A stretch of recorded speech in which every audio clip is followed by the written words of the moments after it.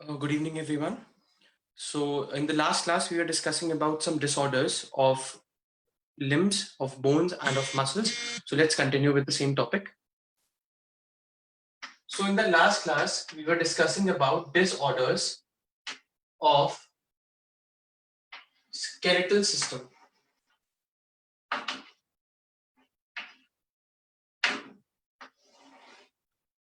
We've been discussed about muscular dystrophy. So, what was muscular dystrophy? What was muscular dystrophy? We have already discussed. Which gene was absent in this? Parth, which gene was absent in this? There was a gene, no?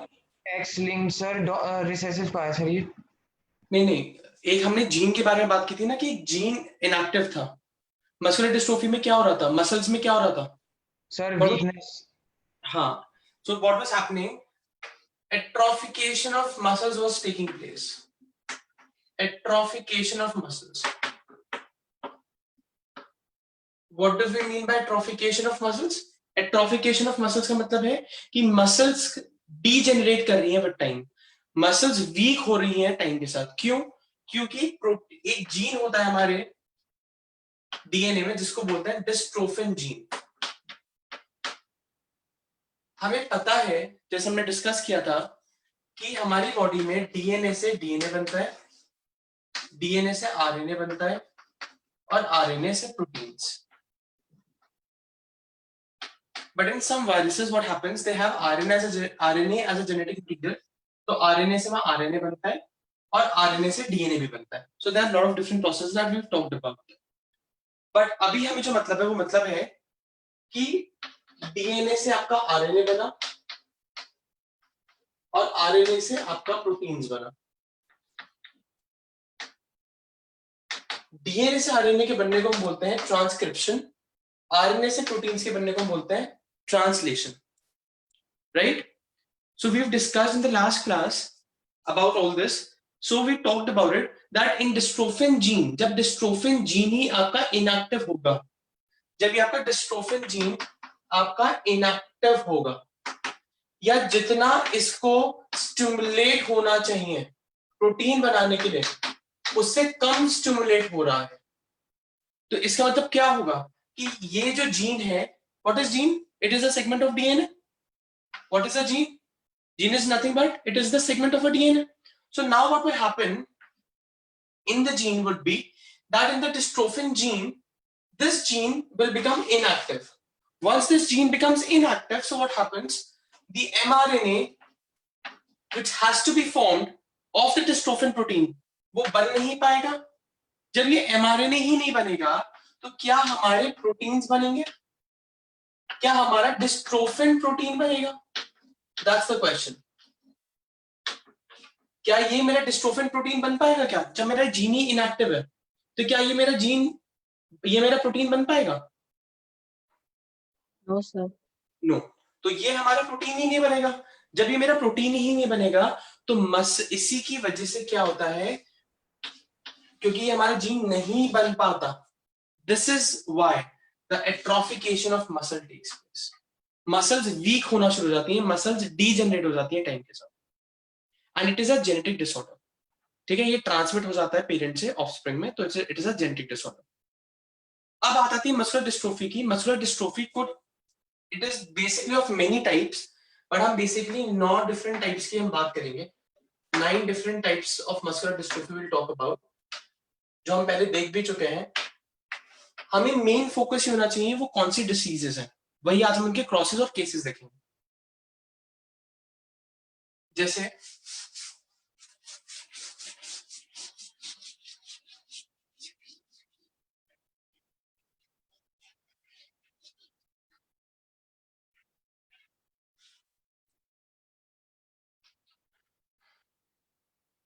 Types of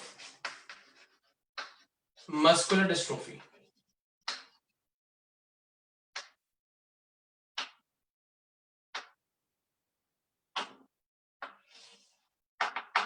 Basically, there are 9 types. First is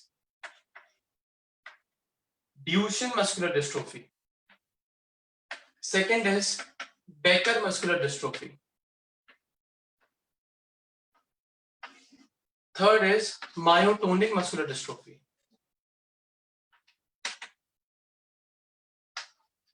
Fourth बताइए और कौन सी है?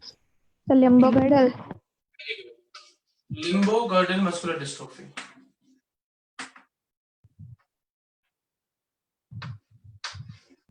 Facioscapulohumeral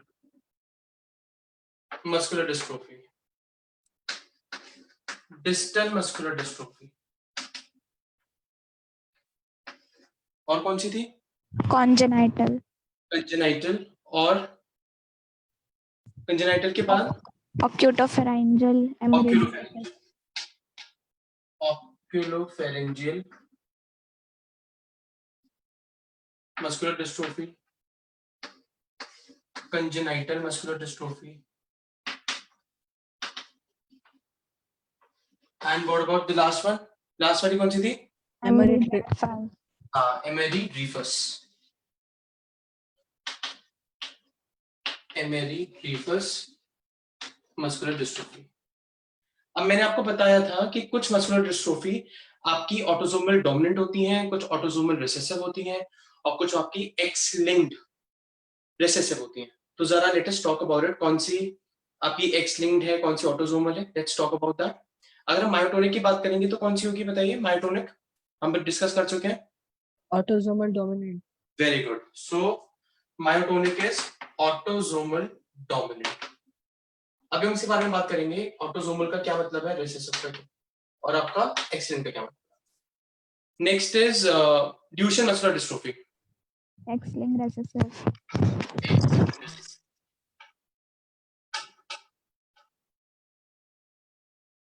What about Becker muscular dystrophy? X-linked recessive.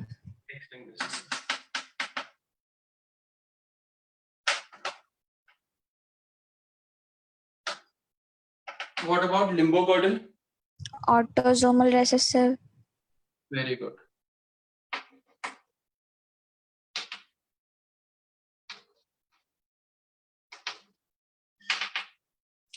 What about distal? Autosomal dominant. Yes.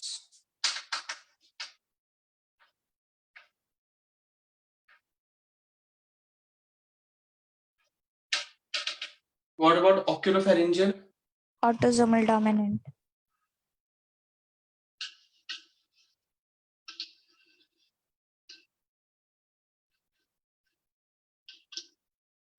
Congenital?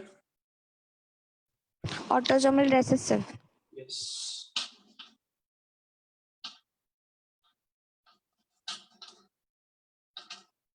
What about Emery Dreifuss? X-linked recessive. Excellent.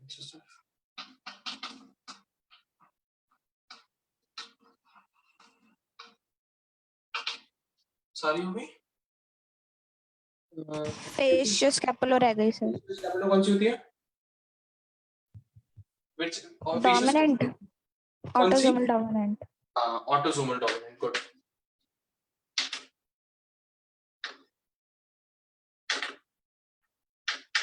What do we mean by autosomal dominant and X-linked dominant? आप सब लोग थे विभोर, आप last class में नहीं थे ना? सर कल नहीं, जो मेरी लास्ट रिवीजन क्लास थी आप उसमें थे जिसमें मैंने इसके No, बारे में sir. नहीं. No, ठीक है, sir. तो I'll give a brief again about that. तभी आप ये समझ पाओगे कौन सी डिसऑर्डर्स हैं, इसमें क्या क्या केसेस हैं. हम लोग Yes, sir. एक डिस्कस कर चुके थे, but I'll repeat for you again because you are a new student, so I'll repeat that again. Not a problem.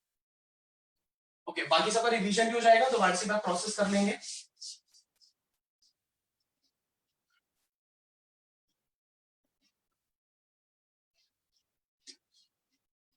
Okay. हमने जब डिसीज देखे थे, डिसऑर्डर्स को हम basically when we talk about chromosomes, how many chromosomes do we have? Do humans have how many chromosomes? 46. 23 pair. 23 pair or 46. Okay, so I'm writing 46. I have divided them into two sections, male and female. Male will have 44 plus XY. Female will have 44 plus XX. What do these 44 means? Do they help in reproduction? No, sir. Are they sex chromosomes? No. So these are what type of chromosomes? Autosomes. Autosomes. And what are these two known as? Sex chromosomes. What is the another name of sex chromosomes? Allosomes. We also call them as allosomes. So these 44 chromosomes are same for male and female, but in male we have X and Y as the sex chromosome, whereas female has X and X as the sex chromosome or as allosome. And that is why we've clearly seen in class 10th as well that female does not play any role in deciding the gender of the newborn baby. It is everything has to be dealt with the males. So males are responsible for that. Fine. So if we have any disorder in these autosomes, any disorder, so that would be an autosomal disorder. And if we have any defect in X or Y chromosome, it would be X-linked or Y-linked. So on that basis, it could be autosomal disorder. See, you'll study it in a lot of detail in genetics in class 12, but I'm just giving you a brief overview so that you understand what do we mean by autosomal and what do you mean by X-linked. So one would be autosomal, the another would be sex-linked. Okay. Autosomal could either be autosomal dominant or autosomal recessive. When I talk about sex-linked, it could either be X-linked or either it could be Y-linked. X-linked again could either be dominant or recessive.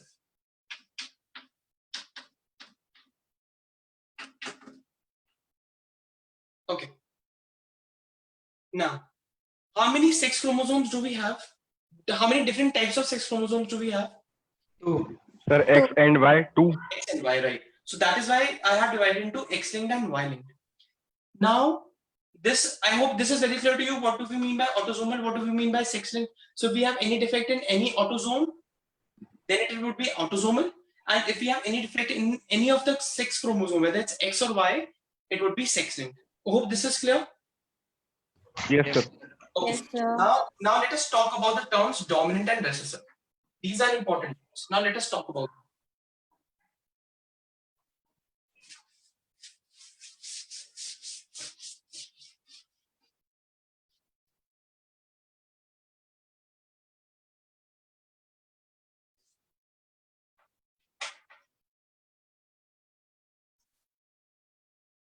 Okay. I have divided autosomal into two. Autosomal dominant and autosomal recessive.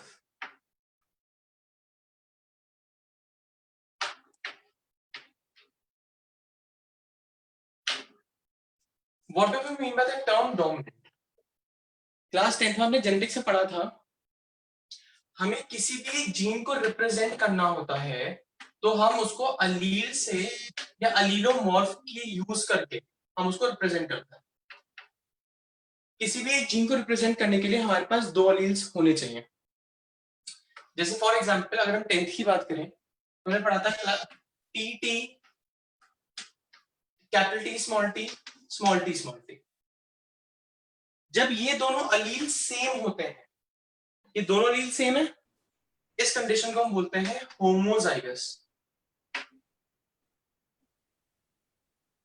ये दोनों अलग हैं, इसको हम बोलेंगे heterozygous.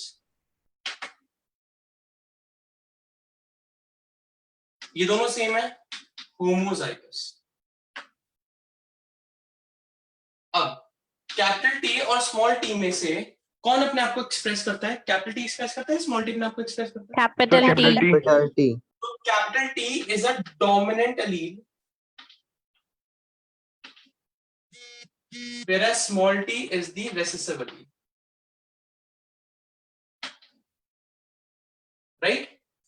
तो अब मैं तुमसे अगर पूछूं कि जो प्लान था हमारा उसकी हाइट यहाँ दिखेगी कैसे, टॉल या डॉफ? पहले वाले केस में, Sir, tall. Tall. थर्ड वाले केस में, लास्ट वाले केस में Short. Short. Dwarf. nothing short. अब बात आती है सेकंड केस में, सेकंड केस में क्या दिखेगी? Tall. Sir, tall. अब ये टॉल क्यों दिखा? यहाँ तो एक डॉफ वाला जीन भी तो था, स्मॉल टी तो डॉफ को बता रहा था.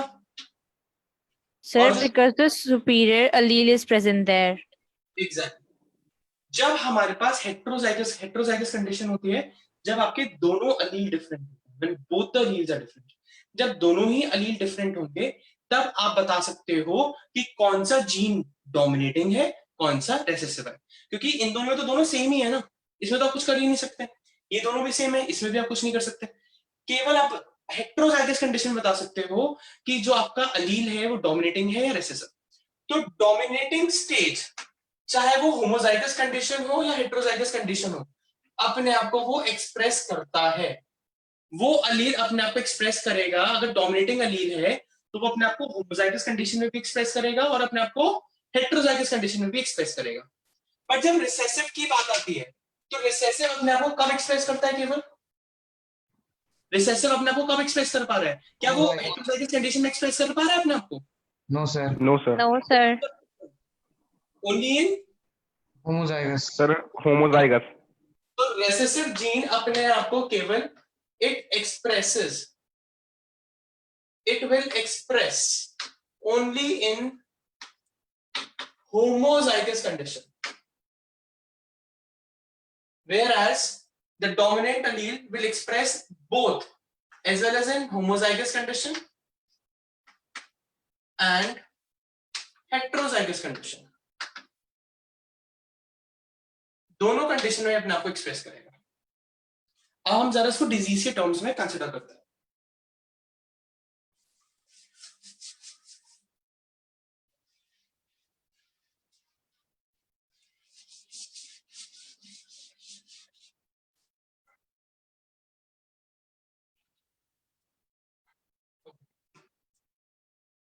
अब डोमिनेंट का देखो, ऑटोसोमल डोमिनेंट का कोई भी एक जो मैंने डिजीज पढ़ी थी, कोई भी बता सकते हो आप लोग? Autosomal dominant, Myotonic. Sorry Sir, myotonic. ऑक्यूलोफेरेंजियल ले लो, मायोटोनिक भी है, ऑक्यूलोफेरेंजियल ले लो. ऑक्यूलोफेरेंजियल,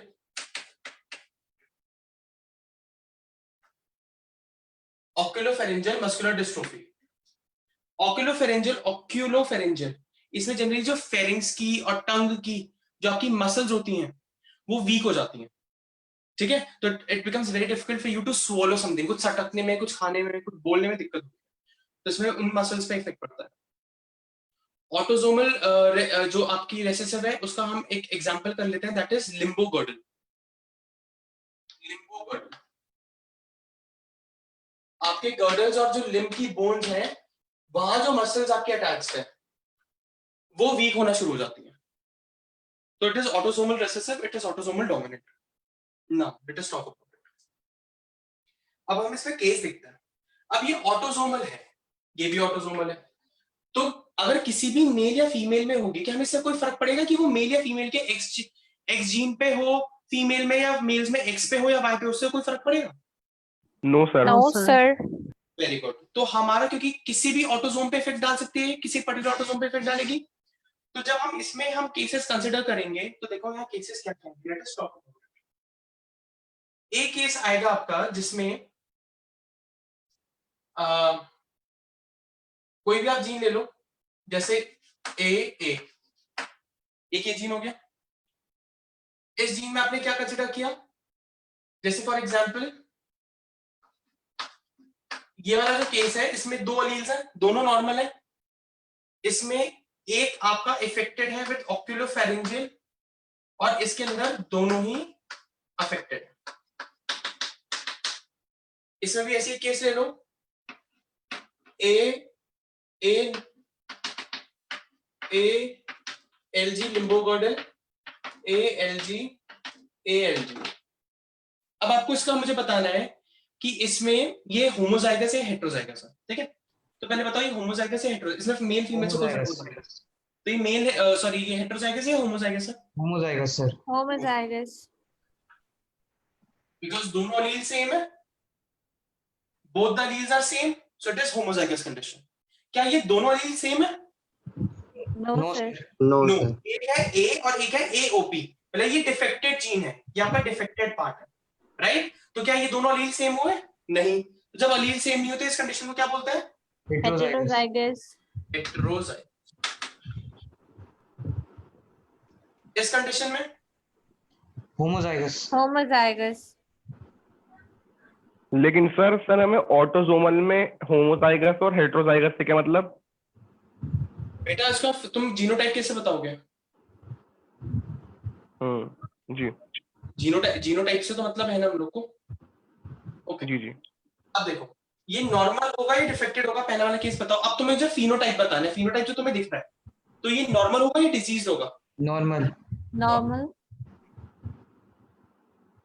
अब ध्यान रखना ऑक्यूलोफेरेंजियल डोमिनेटिंग है, और डोमिनेंट अपने आप को homozygous condition as well as heterozygous condition दोनों में ही अपने आप को एक्सप्रेस करती है, और रिसेसिव अपने आप को केवल होमोजाइगस कंडीशन में एक्सप्रेस करता है। बस आपको ये ध्यान रखना, this is the key point.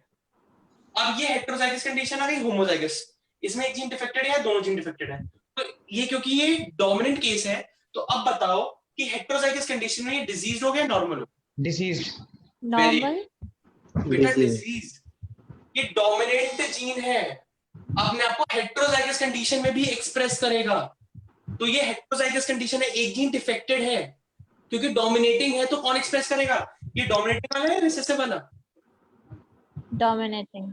तो फिर डोमिनेटिंग आपका डिफेक्टेड जीन है या नॉर्मल जीन है? Defective. तो फिर डिजीज होगा नॉर्मल होगा? Diseased. तो फिर answer would be heterozygous diseased, this will B homozygous diseased. अब बात आ जाती है आपकी रेसेसिव वाले केस में। रेसेसिव में वो अपने आप को क्या होमोजाइगस कंडीशन में एक्सप्रेस करेगा जब दोनों ही जीन डिफेक्टेड होंगे। तो पहले ये तो हो गई आपकी same homozygous condition, heterozygous condition, homozygous condition. अब आप मुझे बताओ पहला वाला नॉर्मल होगा या डिजीज होगा? Normal. लास्ट वाला बताओ नॉर्मल होगा या डिजीज होगा? Diseased, sir. क्योंकि दोनों जीन डिफेक्टेड है, रिसेसिव अपने आप को केवल होमोजाइगस में एक्सप्रेस करेगा। सेकंड केस बताओ। Carrier. Exactly, so this will be heterozygous carrier. इसमें एक टर्म आ जाता है रिसेसिव में, कैरियर। कैरियर का मतलब क्या है? इसका अगर फिनोटाइप पूछेंगे तो फिनोटाइप विल बी नॉर्मल। इसमें कोई डिफेक्ट जीन, एक डिफेक्टेड जीन तो प्रेजेंट है, बट ये अपने आप को एक्सप्रेस नहीं कर पा रहा। क्यों? क्योंकि यहाँ ये आपका एक रिसेसिव अलील है, this is the recessive Aleel here, और रिसेसिव अलील अपने आप को केवल कब एक्सप्रेस करता है? होमोजाइगस कंडीशन में। यहां इसने अपने आप को क्यों एक्सप्रेस किया? क्योंकि ये यहाँ डोमिनेंट अलील था, here it was a dominant अलील, ये अपने आप को एक्सप्रेस कर पा रहा था, बट यहाँ ये एक रिसेसिव अलील है, ये अपने आप को एक्सप्रेस नहीं कर पाएगा, तो इसमें डिजीज नहीं होगी। दिस पेशेंट जिसके अंदर ये ALG वाला आपका हेटेरोजाइगस कंडीशन होगी, उसमें एक जीन डिफेक्टेड तो होगा, बट उसमें डिजीज नहीं होगी, वो एक कैरियर होगा। मतलब वो ये एक जीन को कैरी करेगा, आगे अपने प्रोजेनी में पास कर सकता है और करेगा, बट उसके अंदर डिफेक्टेड वाले जो सिम्टम्स है, जो डिजीज है, वो नहीं हो। तो ये एक नई टर्म आ जाती है carrier. So carrier is only applied in the recessive condition where there is an heterozygous condition. Heterozygous condition में जो आपको डिफेक्टेड जीन है, क्योंकि ये रिसेसिव अलील है, इसलिए अपने आप को एक्सप्रेस नहीं कर पाएगा, बट यहाँ क्यों एक्सप्रेस किया था? क्योंकि ये कैसा था? डोमिनेंट, और वो कैसा आपका रिसेसिव। ये बात समझ में आई आपको? Yes sir, yes sir. Yes, sir. अब हम डिस्कस करते हैं x-linked dominant and x-linked recessive में।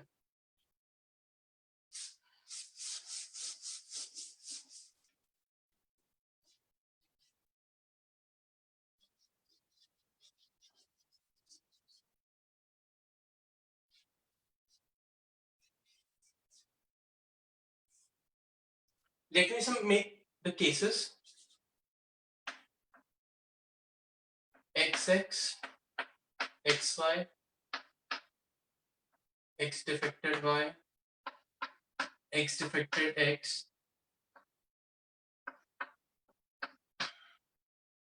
ठीक है, ये आपके केसेस बनेंगे. पहला केस ले लेते हैं एक्स लिंक डोमिनेंट, जिसमें एक्स लिंक डिफेक्टेड है. वाई जीन बिल्कुल सही है, वाई में हम कुछ नहीं करना, और अभी हम वाई को हमें कंसिडर नहीं करना, वो हम बाद में डिस्कस करेंगे. तो x link dominant and x link recessive. आपको सेम कॉन्सेप्ट याद रखना जो हमने ऑटोसोमल में करा था. वहां ऑटोसोमल जीन डिफेक्टेड था, सेक्स लिंक में एक्स या वाई लिंक्ड होता है. अभी हम एक्स लिंक ले रहे हैं. डोमिनेंट अपने आप को कब एक्सप्रेस करेगा? Homozygous as well as heterozygous condition. और रिसेसिव कब करेगा? केवल अपनी होमोजाइगस कंडीशन. तो अब आप बताइए सब में फिनोटाइप और जीनोटाइप क्या होगा? 1 सेकेंड.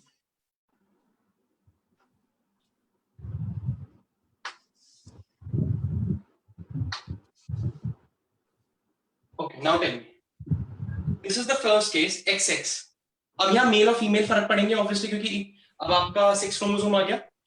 तो अब इसमें बताओ ये दोनों सेम है डिफरेंट है? Same sir. Same है. So this will be homozygous. तो ये तो सब में सेम रहेगा, ये भी homozygous. ये heterozygous. ऑब्वियसली दोनों क्रोमोसोम अलग है.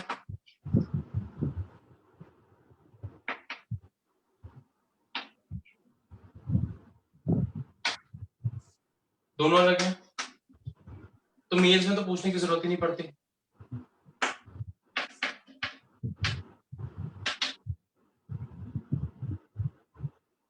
ये दोनों सेम है, होमोजाइगस.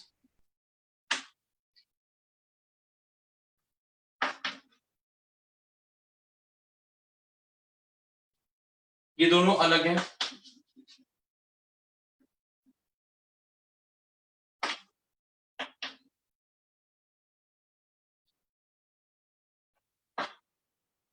अब आपको बताना है इसका फिनोटाइप.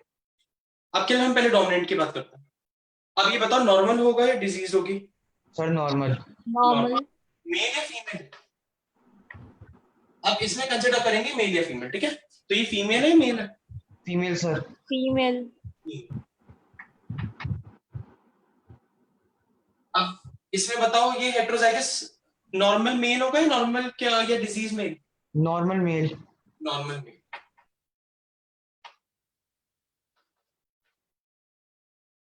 अब आप इसमें इस वाले केस में बताओ जो डी लिखा है ये डिफेक्टेड जीन है, तो यहाँ एक्स डिफेक्टेड है.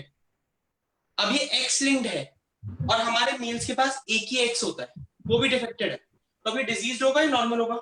Diseased. Diseased male. Disease male. अब यहाँ ये दोनों डिफेक्टेड है, तो ये डिजीज होगी या normal? Diseased. Diseased.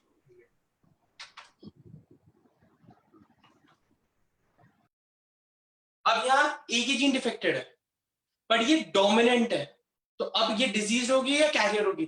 Diseased sir.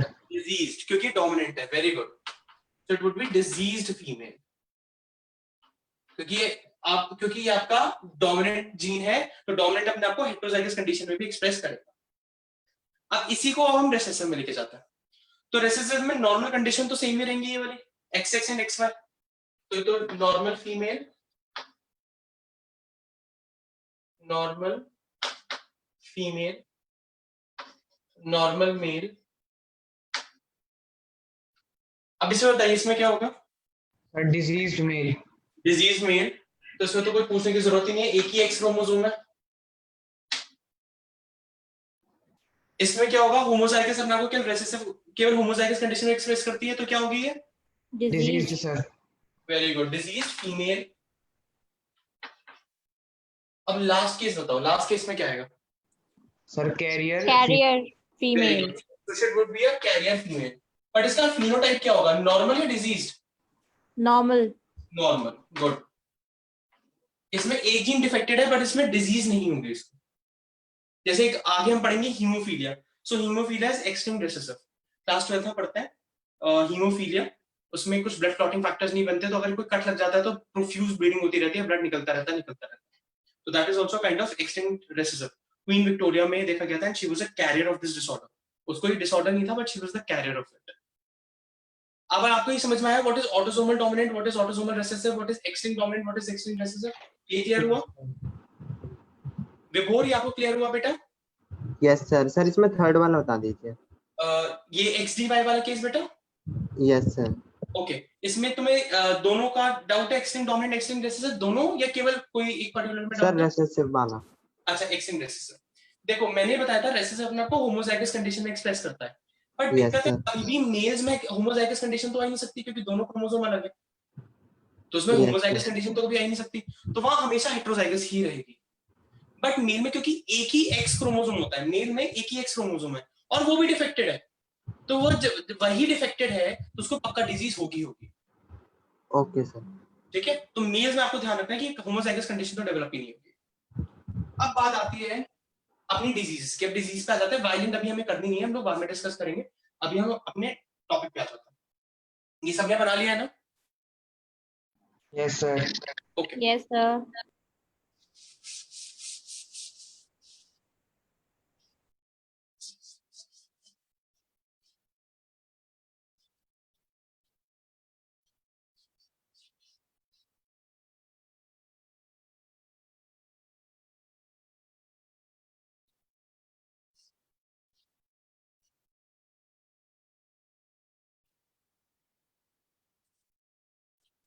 सो हम कोई भी एक ले लेते हैं। लेट अस टॉक अबाउट, जैसे हमने जो लिखा था, हमने पहले हम एक्सलिंग ले लेते हैं। एक्सलिंग रेसेसिव या एक्सलिंग रेसेसिव का कोई एक एग्जांपल बताओ जो मैंने लिखी थी। Duchenne muscular Duchenne muscular dystrophy. Dystrophy. Let us take Duchenne muscular dystrophy.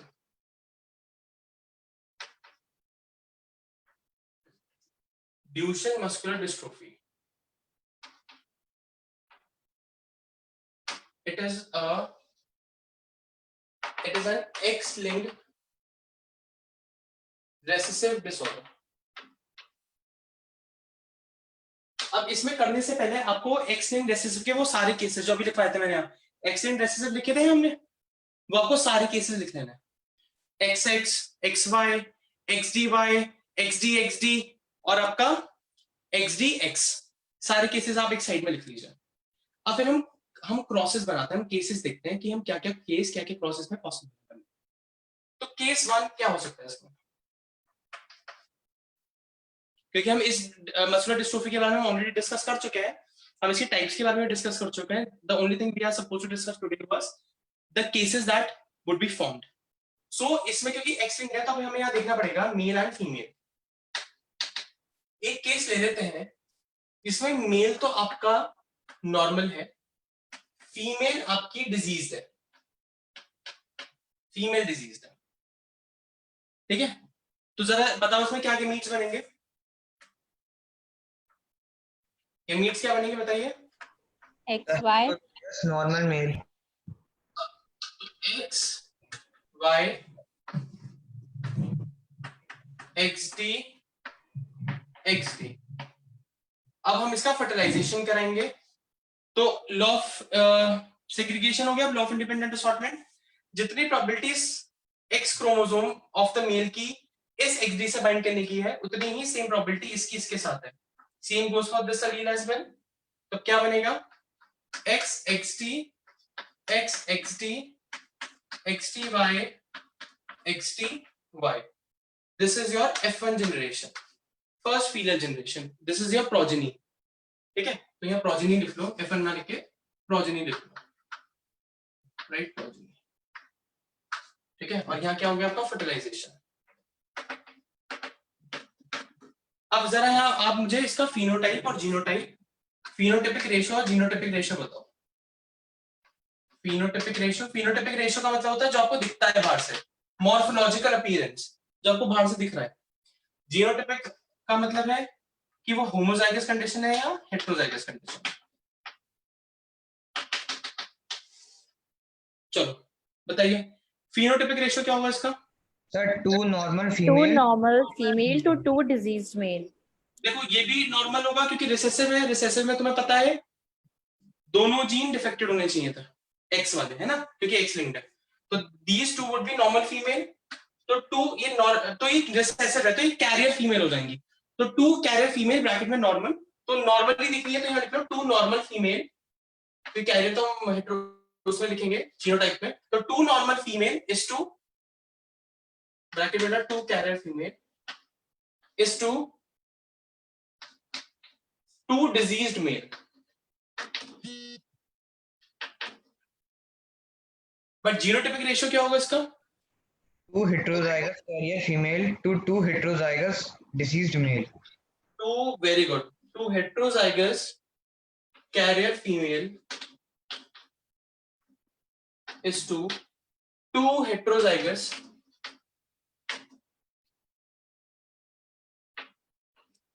diseased male। ये क्लियर हुआ आप लोग को? Yes sir. सब ये चीज सबको क्लियर है? Yes sir. ओके, फरहान, विभोर? Yes sir. Okay, yes sir, clear है। ओके, अब बात आती है, ये तो फर्स्ट केस हुआ, अब केस 2 देखते हैं।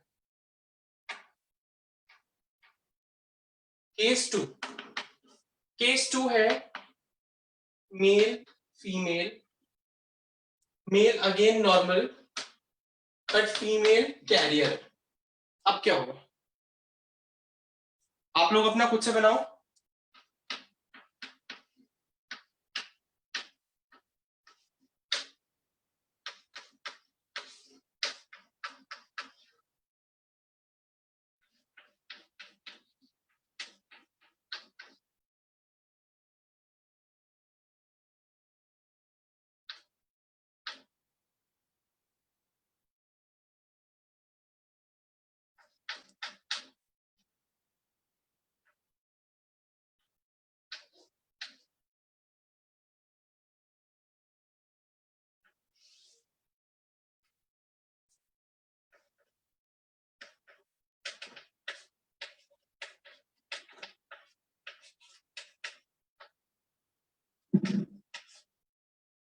तो बताइए इसका फिनोटाइपिक रेशियो जीनोटाइपिक रेशियो क्या है?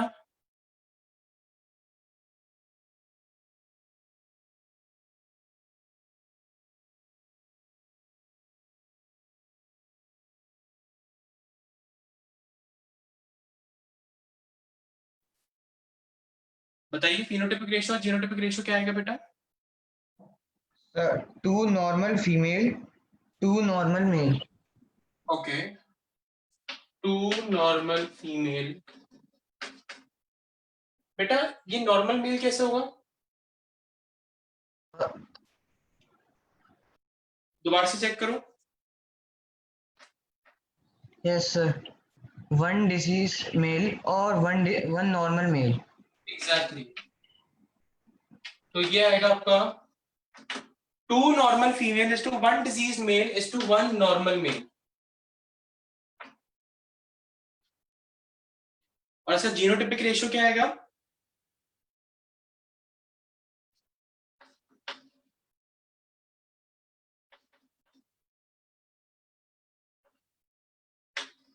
One homozygous normal female is to one heterozygous carrier female is to one heterozygous normal male is to one heterozygous one heterozygous diseased male। यही आ रहा है सबका? Yes sir. Yes sir. सबका यही आ रहा है? Yes, sir. Okay, so this was about case 1 and 2. Let's discuss case 3. इसको ना बहुत इजी वे में एक टेबल में भी लिख सकते हैं। We can even write it in a table also, ताकि तुम्हें बहुत आसानी हो जाएगी।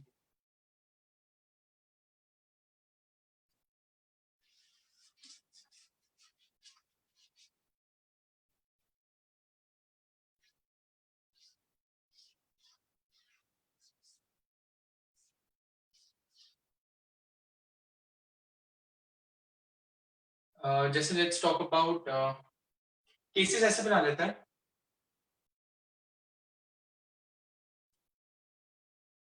जिसमें केस 1 हम ड्यूचेन मस्कुलर डिस्ट्रोफी की बात कर रहे हैं.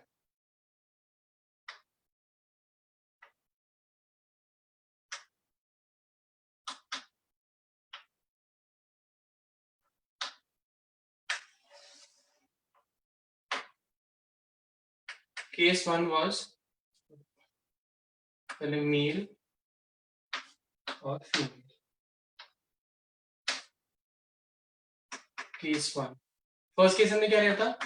नॉर्मल मेल और डिजीज फीमेल. दूसरा केस हमने क्या लिया था? Normal male carrier female.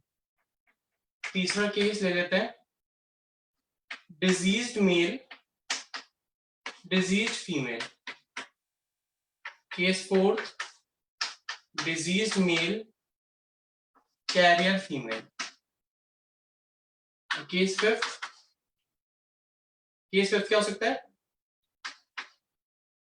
Disease male normal female.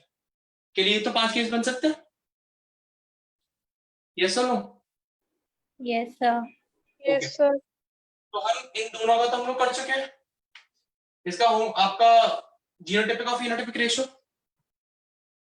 Right? अब आप मुझे इसका फिनोटाइपिक रेशियो, इसका फिनोटाइपिक रेशियो और इसका फिनोटाइपिक रेशियो और जीनोटाइपिक रेशियो बताओ. ठीक है, केस जल्दी से करते हैं. पहले थर्ड केस पे आ जाओ. ये हम 2 कर चुके हैं. अब हम थर्ड केस. आप लोग जल्दी से करो. लेट्स सी कौन करता है पहले. सबसे पहले विद प्रेसिशन. ठीक है, बिल्कुल ठीक होना चाहिए. two normal female to two normal male. तो एक बार सबको भी करने दो. जब आपका हो जाए ना मुझे बता दो. ठीक है, and then we will discuss.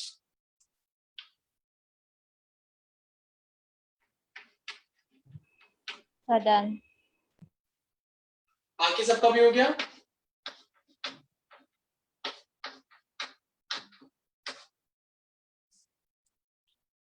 बताइए फिनोटाइपिक रेशियो क्या होगा?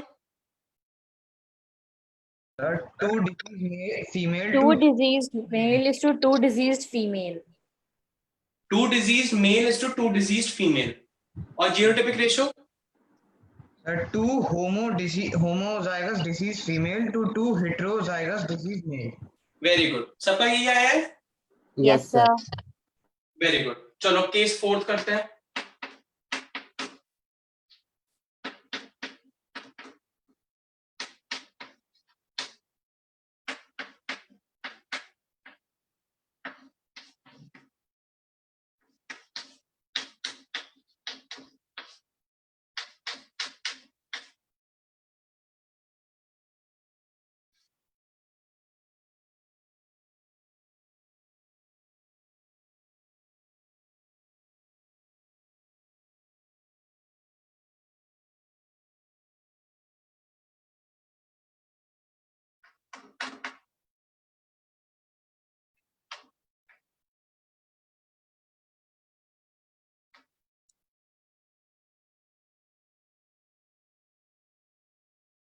ओके, सो बताओ उसका फिनोटाइपिक रेशियो क्या आएगा केस 4 का? Sir, one case normal female, one please सब diseased लोग अपना माइक साइलेंट कर लीजिए प्लीज. जिसको मैंने इसलिए परमिशन दे रखी है ताकि जब मैं आपसे क्वेश्चन पूछूं आप बताओ. तो प्लीज ट्राई करिए कि माइक साइलेंट पे ही हो. हाँ बताइए. Sir, one normal female, one diseased female, one normal male, one diseased male. दोबारा से बोलो, क्या बोला तुमने? One normal female, हाँ. one diseased female, one हाँ. normal male और one diseased male. हाँ, तो इसमें है 1 normal male, 1 disease male, 1 normal female, 1 disease female. Perfect. और अब मुझे जीनोटाइप बताएगा विभोर. विभोर जीनोटाइप बताओ इसका. इसका फिनोटाइपिक रेशियो तो बिल्कुल सही बताया उसने. इसका फिनोटाइपिक रेशियो आएगा 1 disease female is to 1 normal female. Bracket में 1 कैरियर फीमेल लिख सकते हैं. 1 disease female is 1 disease male is to 1 normal male. अब मुझे इसका जीनोटाइपिक रेशियो बताओ. Sir 1 homozygous female 1 homozygous diseased female is to yes sir 1 heterogeneous heterozygous, Female. Heterozygous, Yes, sir. Heterozygous female.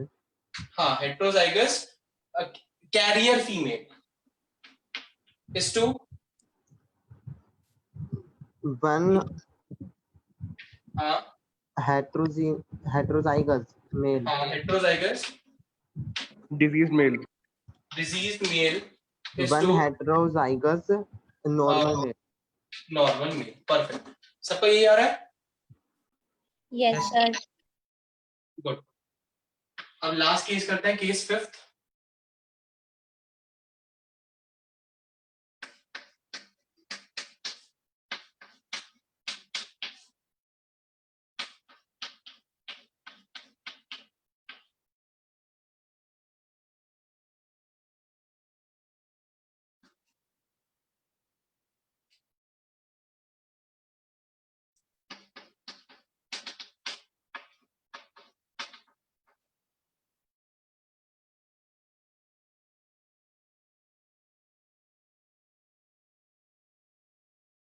What is the phenotypic ratio?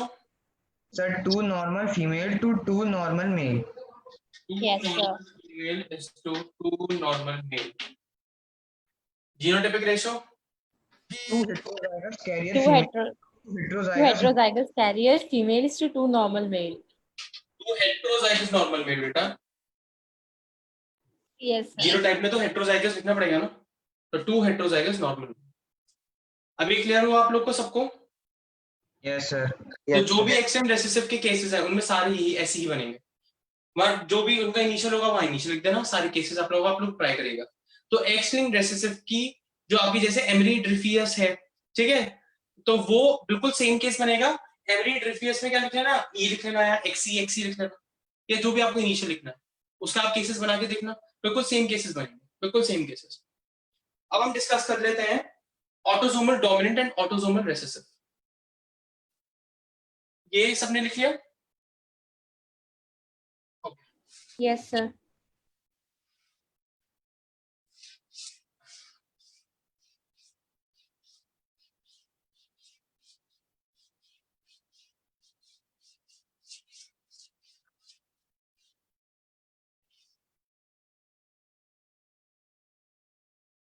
तो कोई भी एक मुझे autosomal dominant example बताओ.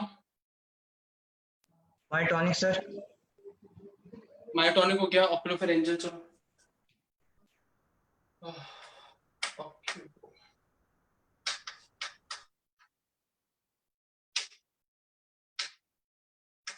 ऑक्यूलोफेरेंजियल मस्कुलर डिस्ट्रोफी. ठीक है. So this is an autosomal dominant. Autosomal dominant disorder.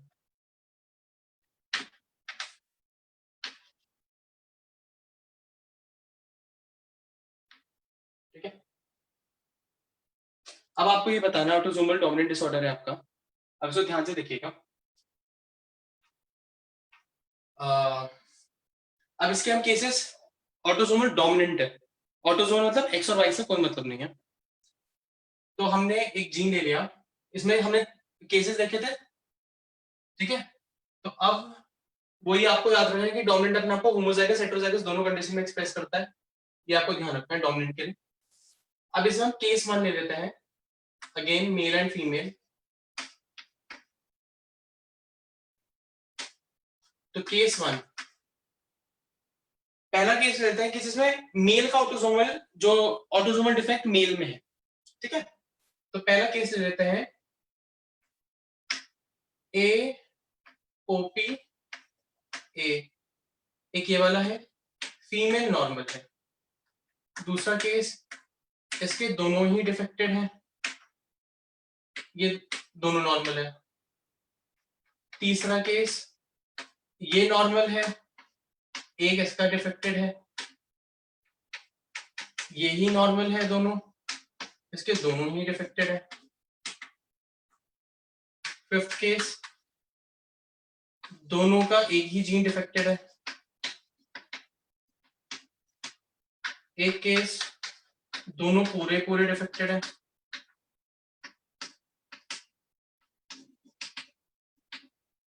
और कोई केस बन सकता है? और कोई केस बन सकता है?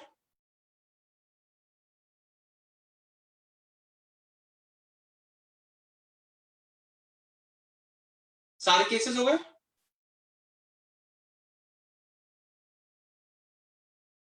ओके, ये हो सकता है कि एक डिजीज हो और एक कैरियर हो, वो हमने नहीं बनाया ना, नहीं वो रहेगा।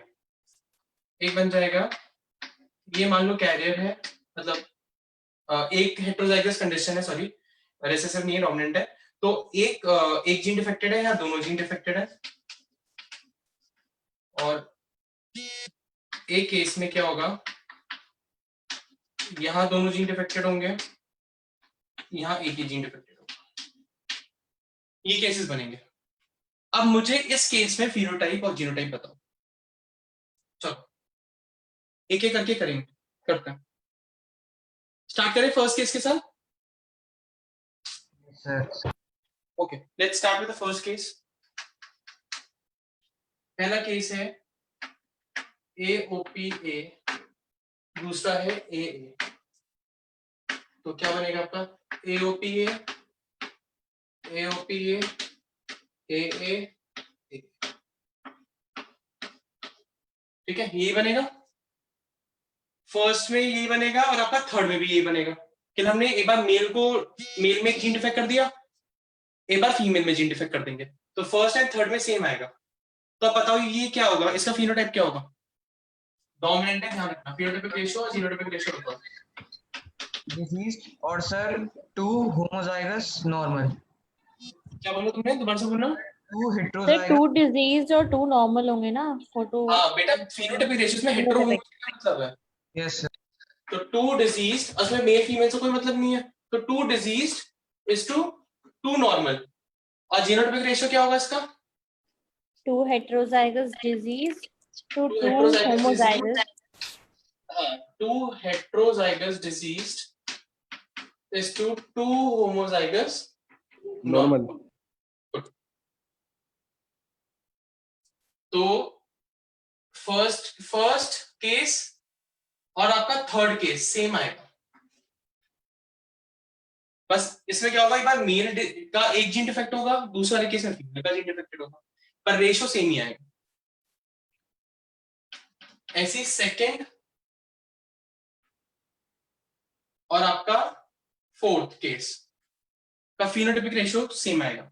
चलो आप लोग खुद से एक बार ट्राई करो।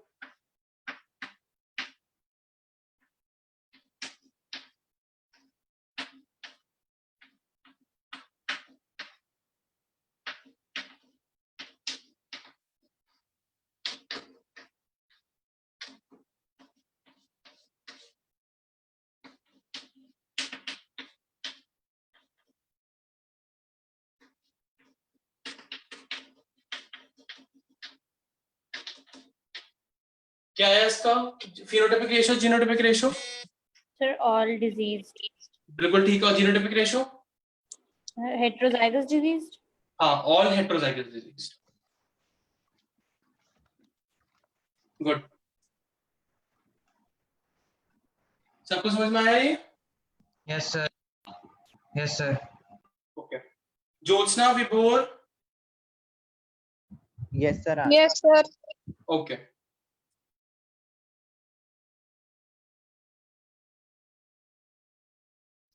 उसके बाद सेवेंथ और एट्थ केस पहले देखते हैं। सेवेंथ और एट्थ केस, इनका भी फिनोटाइपिक रेशियो और जीनोटाइपिक रेशियो सेम आएगा, सेवेंथ एंड एट्थ में।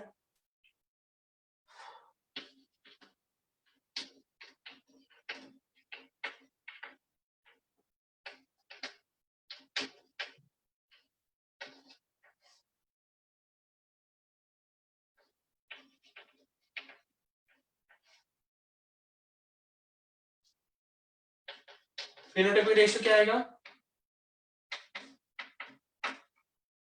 Sir, all are diseased. Very good, all disease, 4 disease. और genotypic ratio? 2 homozygous disease is to 2 heterozygous disease. बिल्कुल ठीक, 2 homozygous disease is to 2 heterozygous disease, बिल्कुल सही। सबका यही आ रहा है? Yes sir. ठीक है, अच्छा, अब केस जरा सिक्स्थ खुद से बताओ, सिक्स्थ में क्या है? तो डायरेक्टर्स में तो कुछ करने की जरूरत नहीं है, दोनों ही सारे जीन डिफेक्टेड है, तो इसमें चारों ही डिजीज आएंगे फिनोटाइपिक रेशियो में, और जीनोटाइपिक रेशियो में चारों ही होमोजाइगस डिजीज होंगे। Yes sir. तो सिक्स्थ वाले केस में फिनोटाइपिक रेशियो होगा ऑल 4 डिजीज, और जीनोटाइपिक रेशियो होगा 4 होमोजाइगस डिजीज। अब हम ये वाला करते हैं फिफ्थ वाला case. Let's do the fifth case, ठीक है? तो फिफ्थ केस कर लेते हैं एक बार।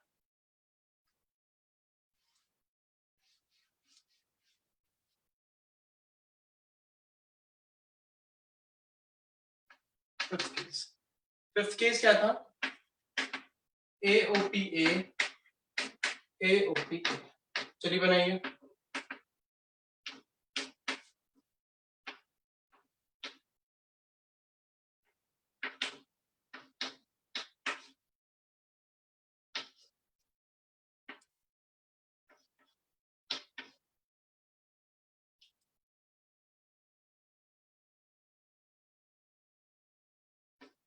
फिनोटाइपिक रेशियो क्या आएगा? Sir, 3 diseased is to 1 normal. बिल्कुल सही। और genotypic ratio? 1 homozygous normal is to 2 heterozygous diseased is to 1 homozygous diseased. One homozygous disease. Sir disease होगा ये। One homozygous disease is to 2 heterozygous disease Disease is is to 1 to homozygous normal. Homozygous not sir. No. ये आ रहा है सबका? Yes sir. Yes, sir. तो ये सबको clear हुआ? Yes sir. Yes, sir. तो आपको जितने भी ऑटोसोमल डोमिनेंट डिसऑर्डर के हैं, जैसे ऑक्यूलोफेरेंजियल हो गया ऑटोसोमल डोमिनेंट का, और हमने कौन सा केस देखा था ऑटोसोमल डोमिनेंट का? आपका डिस्टल मस्कुलर डिस्ट्रोफी, ठीक है? और हमने देखा था फेशियोस्कैपुलोह्यूमरल, वो भी ऑटोसोमल डोमिनेंट है। तो सब में बस आप इनिशियल चेंज कर दीजिएगा, केसेस सब में सारे सेम रहेंगे। अब सेम हम बनाते हैं ऑटोसोमल रिसेसिव। ऑटोसोमल रिसेसिव का एग्जांपल ले लेते हैं लिम्बो गर्डल। लिम्बो गर्डल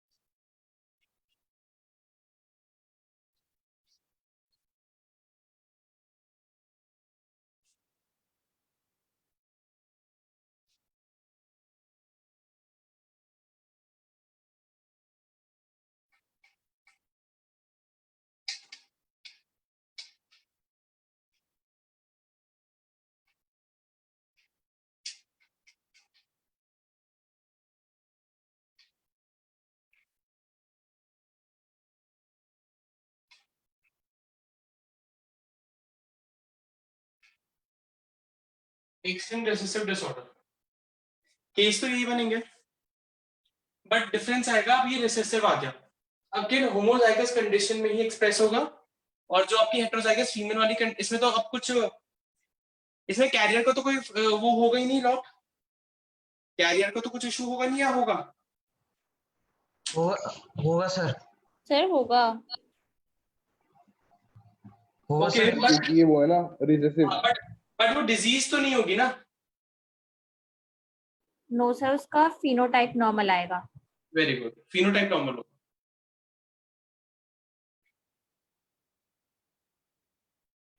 तो चलो केस करते हैं। First case, first and third same आएगा क्या?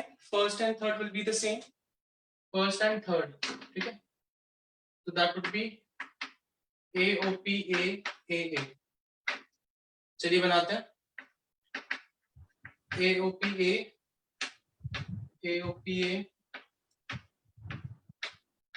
AA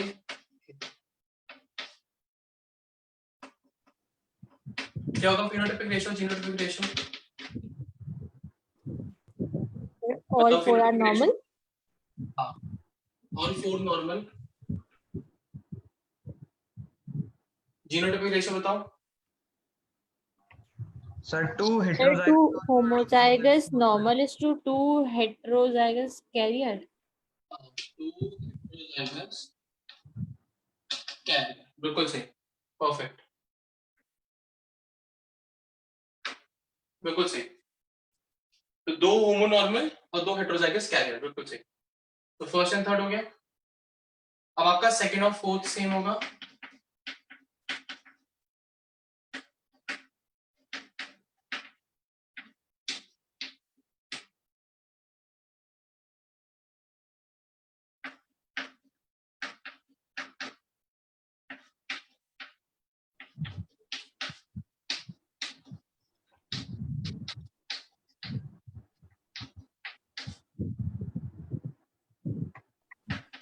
phenotypic ratio, genotypic ratio क्या होगा? All four are Sir, normal. all are normal. All 4 normal. Genotypic ratio All four heterozygous carrier. Yes, हाँ। sir. all 4 heterozygous carrier। But क्या ये disease होंगे या नहीं? क्या ये डिजीज होंगे कैरियर वाले? No, sir. No, sir. ये ध्यान रखना, रिसेसिव है तो डिजीज नहीं होंगे। ओके, तो 1 2 3 4 हो गया। अब करते हैं 7th and 8th।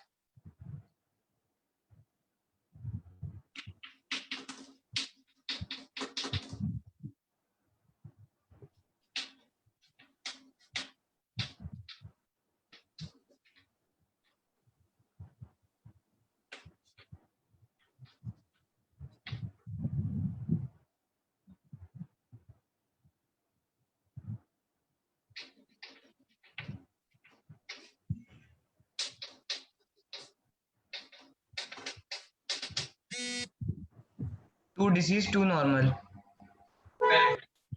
2 disease is to 2 normal। और genotypic ratio Two homozygous disease to two heterozygous carrier. Yes, sir. homozygous disease is to 2 heterozygous carrier। Carrier. बिल्कुल सही। 6th वाला केस तो आपको पता ही है। 6th वाले केस में क्या होगा बताइए? Sir, all 4 diseased, genotypic ratio Homozygous disease. all 4 homozygous diseased. बिल्कुल सही। अब बस हमारा 5th रह गया।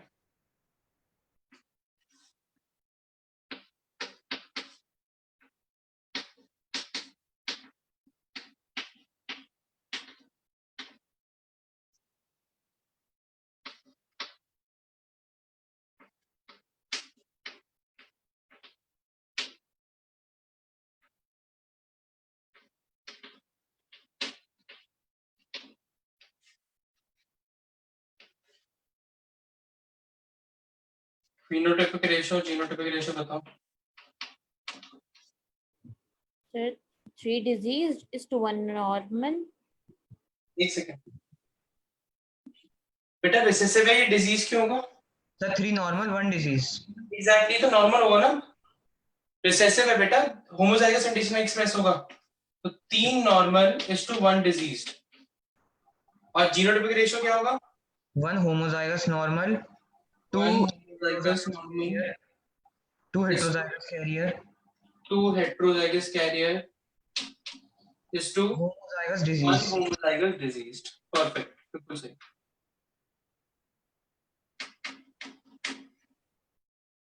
सबको समझ में आया ये?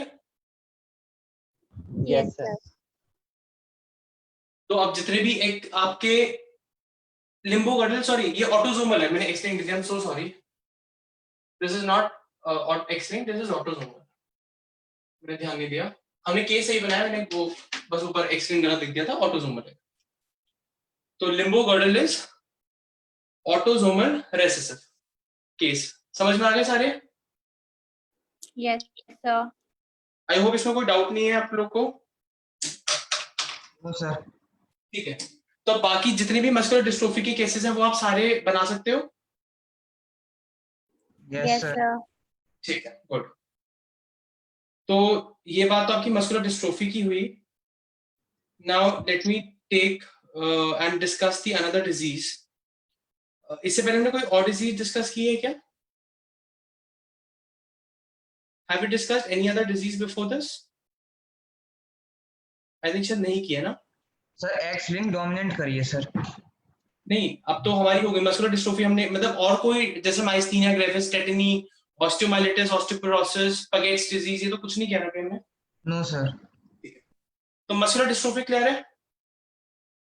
तो इसके अंदर डिस्ट्रोफिन जीन या तो कम बनता है या बिल्कुल ही नहीं बनता, जिसकी वजह से जो मसल्स हैं हमारी कंप्लीटली डीजेनरेट कर जाती हैं, वीक हो जाती हैं, ठीक है, and you are not able to move your limbs और you are not able to move any part where your muscles are affected. Now the another disorder is, should I rub this? Have you all noted down? Yes sir. Yes, sir.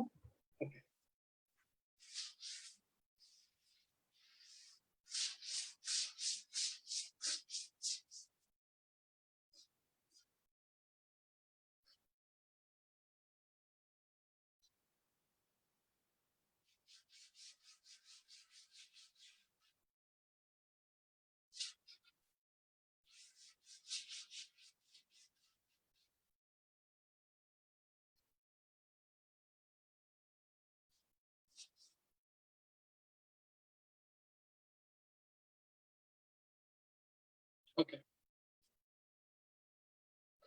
So next disease that we can discuss will be, one sec. Yes, that would be myasthenia gravis. Let's talk about myasthenia gravis.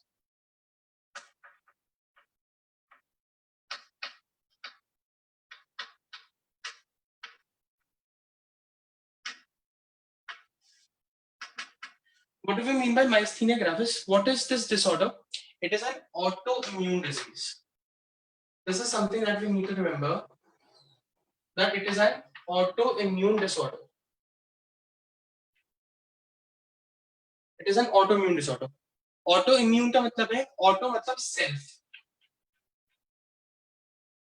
immune मतलब हमारे खुद body का immune system, self immune system. हमारी खुद की body का जो immune system है वही डिजीज कॉज करता है. That is autoimmune disorder. See, हमारी जो बॉडी है वो सेल्फ एंड नॉन सेल्फ में आइडेंटिफाई करने में बहुत ज्यादा सफिशिएंट है. It is self sufficient to identify which is self, which is non self. मतलब हमारा क्या है और दूसरे का क्या है. मुझे पता है, मेरी बॉडी के सेल्स को क्लियरली पता है कि मेरा क्या है और दूसरे का क्या है. Our body is very well known about that. So how our body has to work or how our body has to function, it is very clear. So our body can easily discriminate or differentiate. I would not say discriminate, it would easily differentiate between the organ or the tissue or the cell of its own body and of the another's body. तो जब हम कभी भी एक term आपने सुना होगा, organ transplantation, ये आपने सुना है? Yes, Yes, sir. Yes sir. आपने क्लास 10th में एक चीज पढ़ी होगी, जब हम किडनी फंक्शनिंग करते हैं, जब किडनी का काम होता है, किडनी क्या करता है, हमारी बॉडी में यूरिन की फॉर्मेशन करता है. और जब किडनी खराब हो जाती है, किडनी फेलियर हो जाता है, when there is a kidney failure जिसको हम रीनल फेलियर भी बोलते हैं, जब ये कंडीशन आ जाती है, जब किडनीज काम करना बंद कर देती हैं, तब पेशेंट एकदम मरे ना, उसके ब्लड में टॉक्सिक कंपाउंड्स एक्यूमुलेट ना हो, उसको हम हीमोडायलिसिस पे डालते हैं. आपने पढ़ा था ना, डायलिसिस मशीन होती है, उसमें ब्लड निकालते हैं, उसको पूरा साफ करते हैं, फिर उसको वापस से इसमें ब्लड में उसको बॉडी के अंदर डाल देते हैं. अराउंड 3-3.5 घंटे का पूरा प्रोटोकॉल होता है ये, ठीक है. जनरली इसमें हम रेडियल आर्टरी यूज की जाती है. तो ब्लड को फिल्टर किया जाता है एक आर्टिफिशियल किडनी से, आर्टिफिशियल मशीन से, जिसको हम आर्टिफिशियल मशीन या आर्टिफिशियल किडनी भी कहते हैं. अब ये आपका टेम्पररी मेथड है, जब तक काम हो रहा है ठीक है, but this is not a permanent solution. Permanent solution is organ transplantation, kidney transplantation. In this case, the permanent solution, अगर आप चाहते हो कि परमानेंट आपकी बॉडी हील कर जाए, ठीक कर जाए, तब क्या होगा, किडनी ट्रांसप्लांटेशन. एक आपको डोनर ढूंढना पड़ेगा. रिसीवर मतलब जो पेशेंट है, जो भी हमारा पेशेंट है जिसको हम रिसीवर कह रहे हैं, इसके लिए हमें सूटेबल डोनर ढूंढना पड़ेगा, जिसके अंदर हम काफी चीजें मैच करेंगे. जैसे ब्लड टाइप मैच किया जाता है, एक चीज होती है MHC, ये सबसे इंपॉर्टेंट है, जिसको हम LHA भी बोलते हैं, HLA sorry, HLA। MHC is major histocompatibility complex।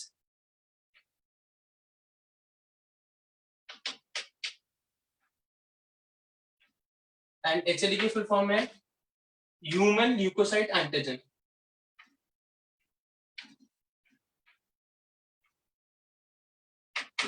ठीक है,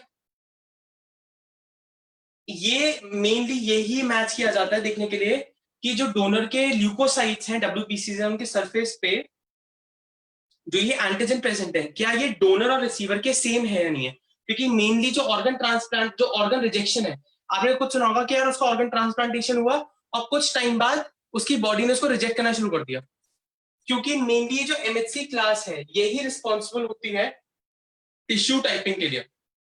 ये हम क्लास 12 में बहुत डिटेल में डिस्कस करेंगे, एक चैप्टर है ह्यूमन हेल्थ एंड डिजीज, उसमें हम ऑर्गन ट्रांसप्लांटेशन में MHC को डिटेल में डिस्कस करते हैं। इसकी हम क्लासेस भी डिस्कस करेंगे, MHC class 1, MHC class 2, MHC class 3। we'll discuss all these MHC classes also। ये हम नेक्स्ट क्लास में, नेक्स्ट ईयर हम लोग डिस्कस करेंगे MHC के बारे में डिटेल में, कौन कैसे क्या काम करता है। बट जब डोनर से हमें ब्लड कोई भी ऑर्गन डोनेट करना होता है रिसीवर में, तो हम लोग उसके लिए बहुत टेस्ट किए जाते हैं। तो मेनली हम MHC क्लास टिश्यू टाइपिंग की देखते हैं कि ये दोनों ये मैच कर रही है, मतलब डोनर में और पेशेंट में। ये MHC क्लास, ये आपका जो WBC ल्यूकोसाइट्स होते हैं उसके सरफेस पे एक एंटीजन प्रेजेंट होता है, ये सेम होना चाहिए रिसीवर डोनर। अगर ये मैच करता है तभी ये डोनर सूटेबल डोनर बन सकता है इस पेशेंट के लिए, नहीं तो नहीं बन सकता, नहीं तो आपकी बॉडी इसको रिजेक्ट करना शुरू कर देगी। अब जब आपकी बॉडी में ये ऑर्गन आया, आपकी बॉडी के अंदर इम्यून सिस्टम तो है, आपकी बॉडी के अंदर क्या है, इम्यून सिस्टम है। इम्यून सिस्टम क्या प्रोवाइड करता है, ability to fight against something which is foreign, जो बाहर से आई है, उसी को हम इम्यूनिटी बोलते हैं। अब ये जो हमारी इम्यूनिटी है, ये इम्यूनिटी आपके इस ऑर्गन, जो ये नया ऑर्गन आपकी बॉडी में ट्रांसप्लांट हुआ है रिसीवर के अंदर, जो न्यू ऑर्गन इसको मिला है रिसीवर को, जो नया ऑर्गन मिला है, आपकी जो इम्यूनिटी है वो इम्यूनिटी इसको किल करना शुरू कर देती है। अब हम किल करना तो चाहते नहीं, हम तो चाहते हैं बचे, तो हम इसको कैसे बचाएंगे, हम इसको किल तो कराना नहीं चाहते, तो हम क्या करेंगे, आपको जो रिसीवर है उसको पूरी जिंदगी एक दवाई खानी पड़ेगी जिसका नाम है इम्यूनोसप्रेसेंट। दवाई का नाम क्या है, इम्यूनोसप्रेसेंट। इम्यूनोसप्रेसेंट मतलब आपकी बॉडी की इम्यूनिटी को कम करने वाला, सप्रेस करने वाला, ताकि आपकी बॉडी की जो इम्यूनिटी है वो इस ऑर्गन को रिजेक्ट ना कर दे। तो इम्यूनोसप्रेसेंट का एक एग्जांपल है cyclosporin A. Cyclosporin A, it is one of the chemical which is given to the patients who have undergone organ transplantation। तो ये एक इम्यूनोसप्रेसेंट है, आपकी बॉडी की इम्यूनिटी को कम करता है, जिससे ये फायदा होगा कि जो नया ऑर्गन आपकी बॉडी में आया है आपकी बॉडी उसको रिजेक्ट ना करे। बट ऑटो इम्यूनिटी में क्या होता है, आपकी बॉडी अपने ही सेल्स को दुश्मन मानने लग जाती है। मतलब आपकी बॉडी जो ये सेल्फ और नॉन सेल्फ को डिफरेंशिएट करने का जो फंक्शन है वो अब नहीं कर पा रही। आपकी बॉडी ये नहीं पहचान पा रही कि अपना सेल कौन सा है और बाहर का सेल कौन सा है, तो ये बाहर अपने ही सेल को बाहर का समझती है और उसको किल करना शुरू कर देती है। तो myasthenia gravis is a result of autoimmune disease. ये होती ही इस वजह से है जब आपकी बॉडी अपने ही सेल को बाहर का सेल समझती है और उसको मारना शुरू कर देती है। जैसे फॉर एग्जांपल एक और डिजीज आपने सुना होगा, डायबिटीज मेलिटस, जिसको आप नॉर्मली कहते हैं ना उसको शुगर है, ये तो सुना है आपने। Yes, sir. तो उसमें भी यही होता है, वो भी एक ऑटोइम्यून डिजीज है।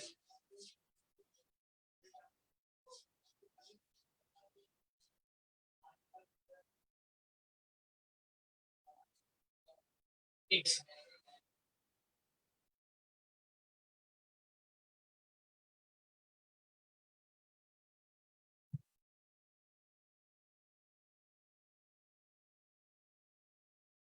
diabetes mellitus is also another type of autoimmune disorder। वो भी एक ऑटोइम्यून डिसऑर्डर है। इसमें क्या होता है, जो आपका पेनक्रियाज होता है, पेनक्रियाज के अंदर 4 टाइप के सेल्स होते हैं, alpha cells, beta cells, delta cells, F cells और TP cells. Alpha cells release करते हैं ग्लूकागॉन, बीटा सेल रिलीज करते हैं इंसुलिन, डेल्टा सेल रिलीज करता है somatostatin, growth inhibiting hormone, and PP cell releases pancreatic polypeptide.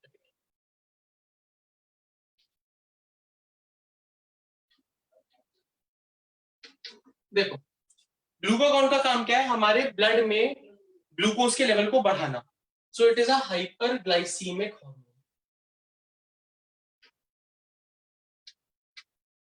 Insulin हमारे blood में glucose के लेवल को कम करता है, सो इट इज हाइपोग्लाइसीमिक।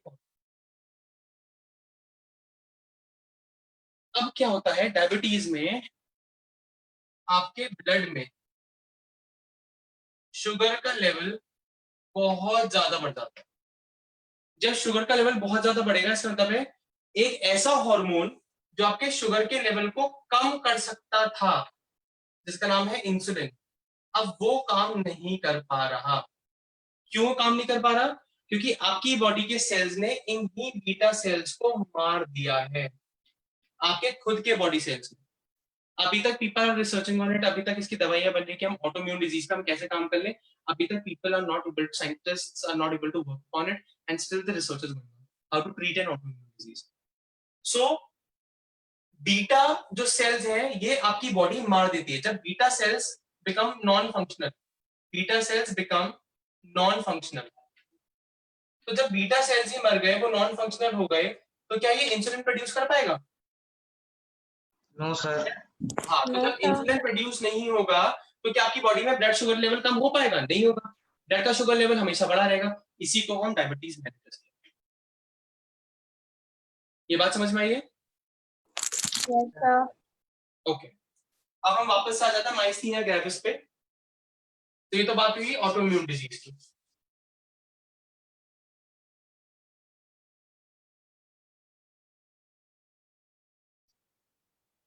अब जरा माइस्थीनिया ग्रेविस पे देख लेते हैं। जो माइस्थीनिया ग्रेविस है ये क्या करता है, ये हमारी मसल्स को वीक कर देता है, ठीक है। और कौन सी मसल्स को? जैसे आई और आईलेट्स की, ठीक है, माउथ की, फेरिंग्स की। तो ये क्या करता है, जो हमारा माइस्थीनिया ग्रेविस है, इट वीकन्स द मसल्स, और इसके वीकनिंग करने की वजह से सोलोइंग करने में, आई मूवमेंट में एंड आईलेट मूवमेंट में दिक्कत होती है, ठीक है। और बात करने में, आर्म्स और लेग्स को मूव करने में, फेशियल एक्सप्रेशंस को दिखाने में, तो facial expressions, movement of limbs, fore limb and hind limb, talking, walking, इन सब को करने में बहुत प्रॉब्लम होती है, क्योंकि मसल्स बहुत ज्यादा वीक हो जाती है। Even in breathing as well, breathing and chewing also, chewing चबाने में और ब्रीदिंग में बहुत दिक्कत हो जाती है। तो muscles are very highly weaken because of this disorder. तो जितनी भी मसल्स हैं हमारी, वो हमारे बॉडी के खुद के सेल्स अब हमारी ही बॉडी की मसल्स पे एक्ट करते हैं और उनको वीक करना शुरू कर देते हैं, जिसकी वजह से इन सारे काम को करने में दिक्कत आती है। ये मेनली क्या करता है, ये हमारा न्यूरोमस्कुलर जंक्शन जो है, ठीक है, उसको अफेक्ट करता है। मतलब जो हमारे न्यूरॉन्स और मसल्स, जैसे हमारा for example this is a neuron, neuron का सिनेप्टिक नॉब है, ठीक है, this is the synaptic knob, pre synaptic knob.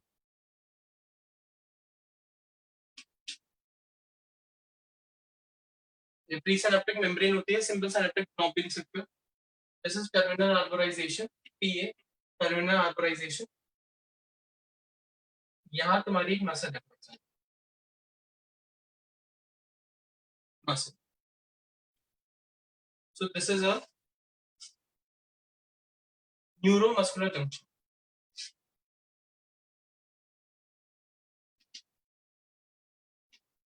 Neuromuscular junction. It is a neuromuscular junction. इन दोनों के बीच का जो गैप है दैट इज योर साइनैप्स और सिनेप्टिक क्लेफ्ट, ठीक है, वह दो न्यूरॉन्स के बीच में है और ये हम मसल्स है हमारी। तो नाउ व्हाट विल हैपन, जो भी हमारे इंपल्सेस को ट्रांसफर होना है न्यूरॉन से मसल में, तो ये जो इंपल्सेस का ट्रांसफर है तो वो एक न्यूरोट्रांसमीटर के थ्रू होता है जिसका नाम है एसिटाइलकोलिन। एसिटाइलकोलिन, आपको पता है एसिटाइलकोलिन इज अ न्यूरोट्रांसमीटर। ये इंफॉर्मेशन को ट्रांसमिट करने में हेल्प करता है, neurotransmitter. It helps in transferring the impulses from the neuron to the muscular junction.